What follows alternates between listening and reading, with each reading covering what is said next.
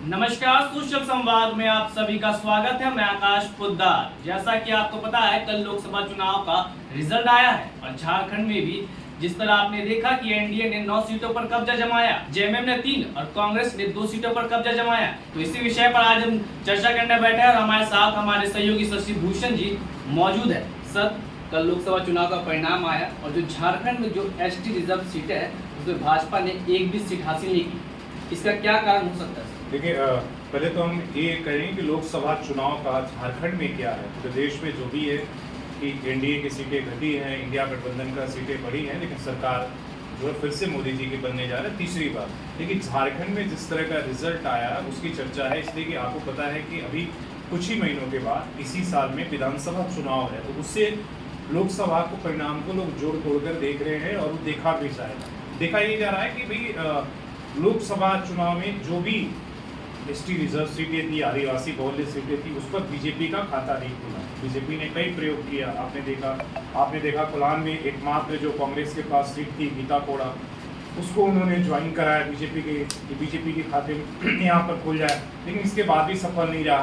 उन्होंने संथाल में प्रयोग किया कि उन्होंने सीता सोरेन को जो है अपनी पार्टी में शामिल किया और लास्ट मोमेंट में जो आपने सांसद का टिकट दिया था उनका टिकट काटकर वहां पर सीता सोरेन को दिया गया। ये प्रयोग भी असफल रहा।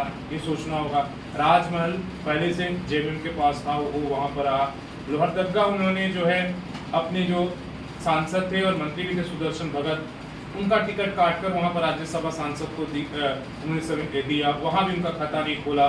खुट्टी में केंद्रीय मंत्री जो देश भर में आदिवासी मामलों के मंत्री थे और देश भर में आदिवासी कल्याण के लिए काम कर रहे, वो पूरी तरीके से हार जाती हैं। तो बीजेपी को सोचने की जरूरत है कि आखिर अभी कुछ महीने पहले जब 3 राज्यों का चुनाव हुआ था, छत्तीसगढ़, मध्य प्रदेश और राजस्थान, तो कहा गया कि देखिए आदिवासियों ने बीजेपी को वोट दिया और इसके बाद इसलिए इतना वहाँ पर बहुमत भी आया। लेकिन उसने ही ये 2 या 3 महीने में क्या हो जा रहा है कि जब यहाँ पर चुनाव होता है तो यहाँ पर आप एक भी आदिवासी सीट जो आपके पास पहले से था वो भी आप गंवा देते हैं। तो ये बीजेपी के लिए झारखंड में सोचने की जरूरत है। एक तरीके के चेतावनी वाली है कि अगर आप अपनी रणनीति और पॉलिसी अगर आप आदिवासी और इन लोगों के लिए लेकर नहीं बदलेंगे, अगर वही धर्मिता कहते रहेंगे। यहाँ झारखंड में हुआ क्या?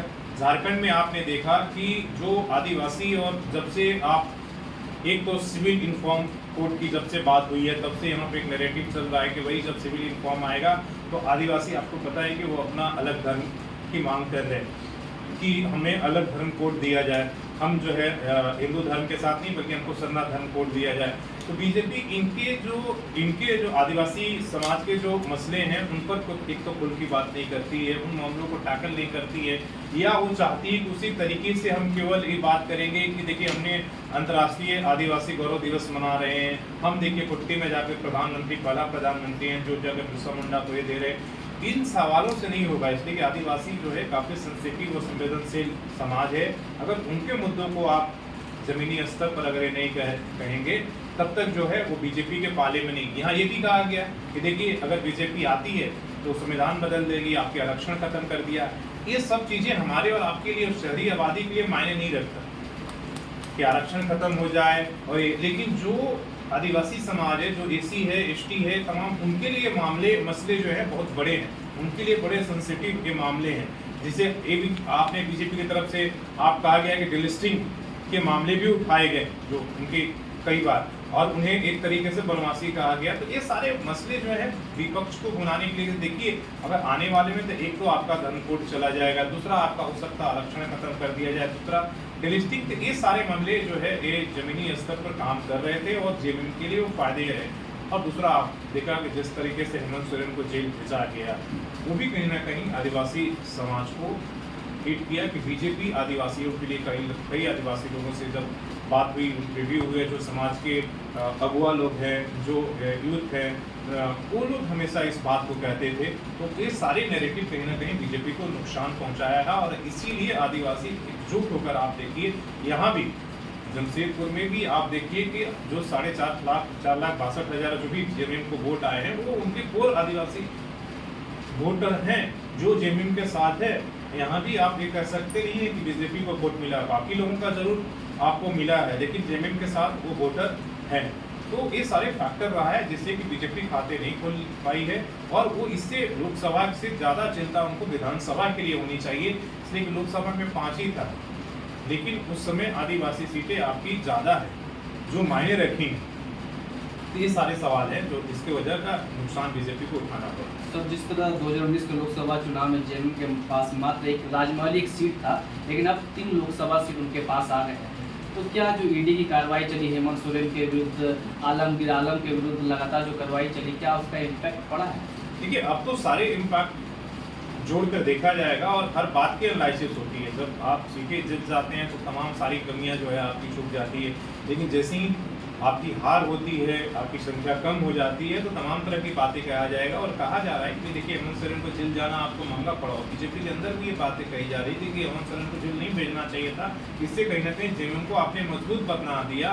और ऐसे विकट परिस्थिति में भले ही सीता सोरेन ने पार्टी छोड़ दिया हो, लेकिन कल्पना सोरेन जैसा एक मजबूत नेतृत्व मिल गया है, तो कहीं ना कहीं आपने जेल भेजकर जेएमएम को पुनर्जीवित कर दिया और पहले से ज़्यादा मजबूत कर दिया, और उनके गठबंधन को भी आपने मजबूत कर दिया। तो उनके लिए खुशी की बात है। भले ही सरकार एनडीए की तीसरी बार बन रही है, मोदी जी प्रधानमंत्री बन रहे हैं, लेकिन आप देखिए कि खुशी तो इंडिया गठबंधन की तरफ है, जो एक 2 चुनाव से लगातार 2014, 2019 2 चुनाव से विपक्षी दलों में एक आत्मविश्वास की कमी थी, चुनाव लड़ने की जज्बा नहीं था। इस चुनाव में भी हम लोगों ने देखा कि जिस तरीके से बीजेपी लड़ रही थी, उस तरीके से विपक्ष नहीं लड़ रहा था, उतना एकजुट नहीं था, चाहे उसे अपने आप पर भरोसा नहीं था। जनता जरूर जो है वो उन पर भरोसा कर रही थी, लेकिन वो विपक्ष की भूमिका निभाने के लिए नहीं थे।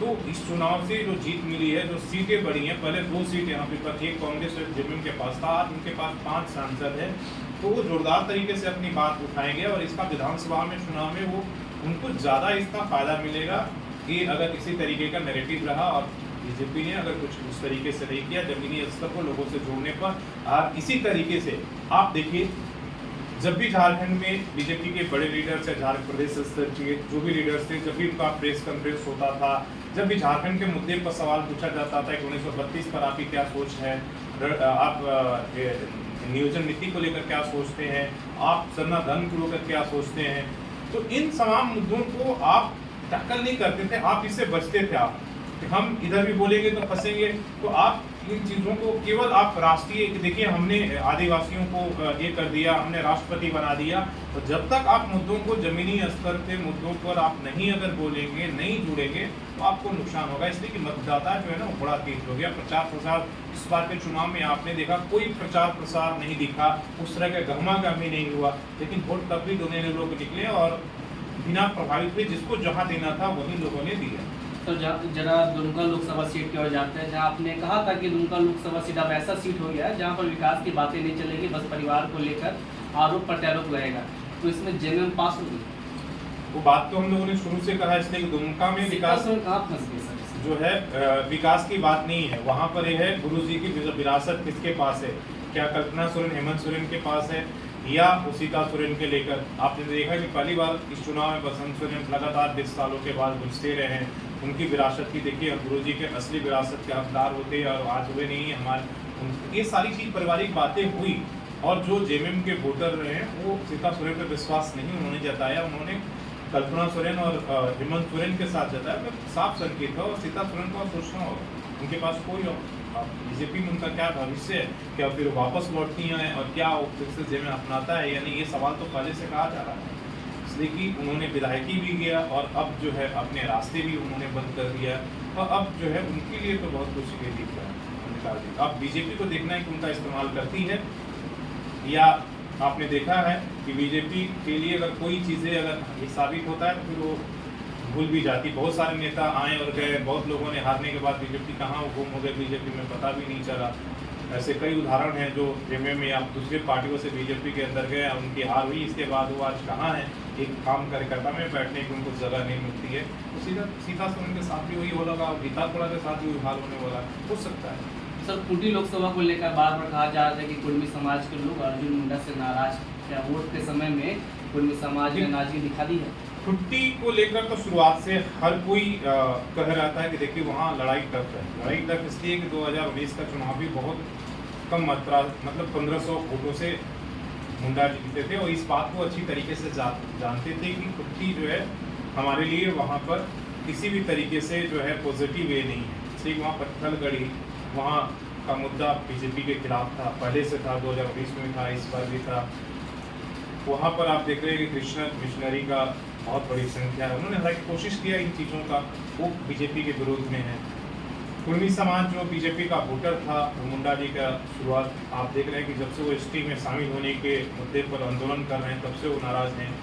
एक बीच में जो उनके बयान आए, हालांकि वो अपने बयान से उन्होंने बीच में एक तरीके से वो कोशिश की है कि मतलब इसको मेकअप भी किया जाए, डैमेज कंट्रोल भी किया जाए, तमाम तरह की कोशिश की है, लेकिन जो है कई फैक्टर हैं और उसमें कहा जाएगा कि जो उनका कोर वोटर था कुर्मी समाज, वो इस बार छटका इसलिए कि इंटरनली ये चल रहा था वो कि इस बार जो है इसलिए कि झारखंड से थे, इस मुद्दों को जानते थे, कभी इस मुद्दों को उन्होंने समर्थन किया था जब उनके हाथ में था, उस मुद्दों को लेकर जिस तरीके से वो लोग चाहते थे कि मुंडा जी हमारे मुद्दों को बढ़ाए, होकर उन्होंने नहीं बढ़ाया। उन्होंने कहा कि सरकार के पास कोई ऐसा प्रस्ताव ही नहीं भेजा गया।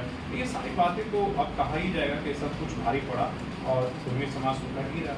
जो लोगों ने प्रचार किया था वो कह रहे कि देखिए हमने तो अपना बदला ले लिया, तो ये तो भारी पड़ा।